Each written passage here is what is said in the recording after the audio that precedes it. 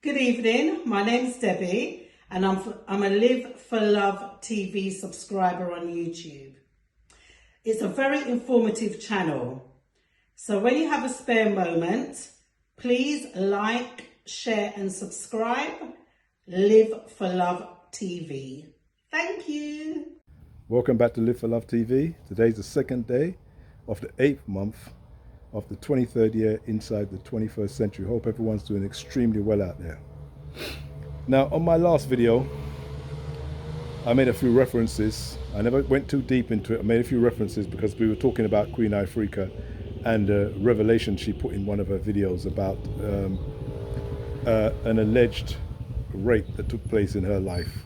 Now, I have to say alleged because it's not been proven by anybody. It's not been taken to court and no one has any proof, so it has to be alleged. No matter what you believe, it has to be an alleged until such time. Now, the reason why I'm bringing it up, because the RAPE is, we all agree, completely out of the picture. But the incestual relationship is something that people morally find repugnant. I think that's the right word, right? Repugnant, disgusting, detestable. The incestual relationship. Now, why do we find incestual relationships repugnant? We just feel like men having sex with their daughters, brothers with sisters, mothers with sons. It's unthinkable. We just don't want to think about it. It just to most of us, it just gives a bad feeling, a bad taste in our stomachs, and we hate it, you know, and we talk against it, and it just feels morally wrong. But we have a big problem with the incest thing because it's going on all over the world. In every culture it happens, all across the planet, and plus every continent this thing happens. And more often than not, when it happens, it's swept under the carpet within families. People feel embarrassed to say, except for the person who it's happened to, that this has happened inside their family, so they keep it quiet. We saw it with, you know, the famous case in the UK a few years ago when a famous presenter or personality on the TV was, you know, after he died, came out what he'd been doing. People had known about it, but they just kept sweeping it under the carpet one after the other. Now, the reason why I'm bringing this up is because most of you are sensible, conscious, overstanding people who I would call literate, meaning that not only can you read words, but you read words that you can understand. So, as a person like that, I put it to you that we have to look back, and we always have to go back into history to find where is incest, where did this incest start that was wrong?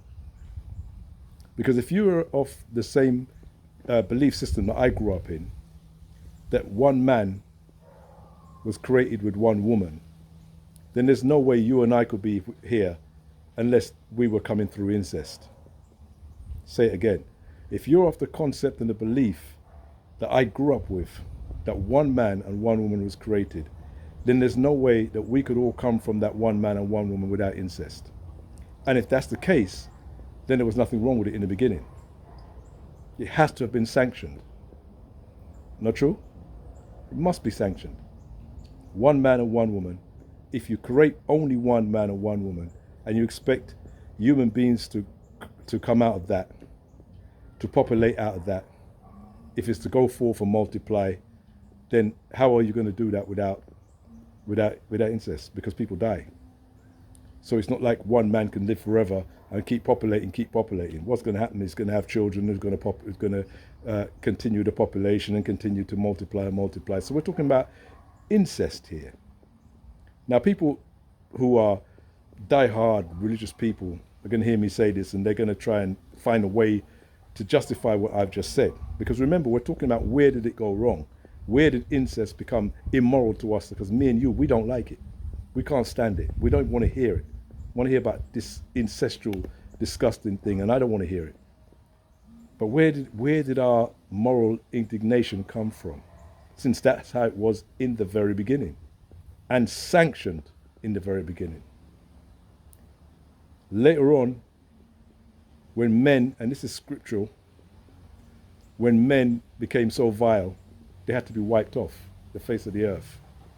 Animals, men, and this is what we're told, this is what I grew up to believe. And only 8 human beings were alive, Noah and 7 others. And somehow we came back again. So we must have come back again through another, because we're talking about one family survived. One family survived. So if one family survived, if there were not ancestral relationships, where did we all come from? Now, I could tell you what I believe and what I think, but that's really not important right now. What's important is that if we accept that incest is wrong, do we say it was right in the beginning but it's wrong now?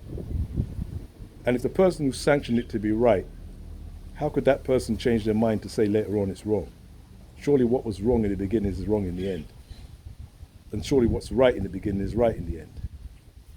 This is just plain chronological thinking, right? It's nothing special, nothing superhuman, nothing extraordinary, just plain thinking. What's wrong in the beginning, as I said, will be wrong down the line.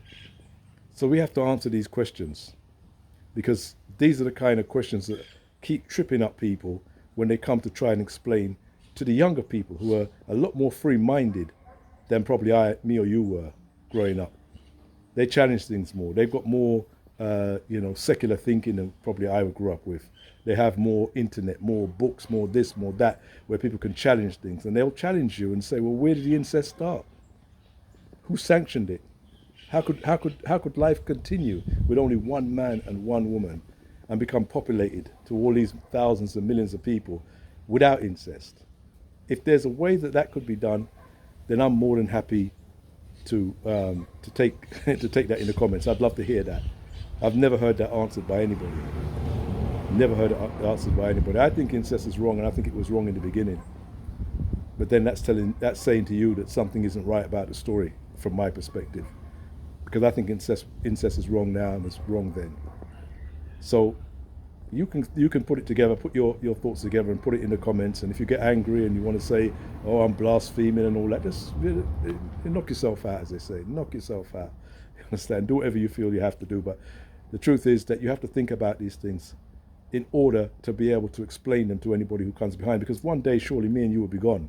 And those who were not as indoctrinated as I was indoctrinated are going to ask questions that somebody's going to have to answer at some point. Somebody's going to have to answer at some point. Anyway, quick and fast. See you soon. Take care. Live for Love TV. This is Live for Love TV. Live for Love TV. Yes, I am. One step more. One step more. One step more. Until you reach your goals. One step more. Save them soul. One step more. One step more. It is to reach the Live for Love TV. This is Live for Love TV.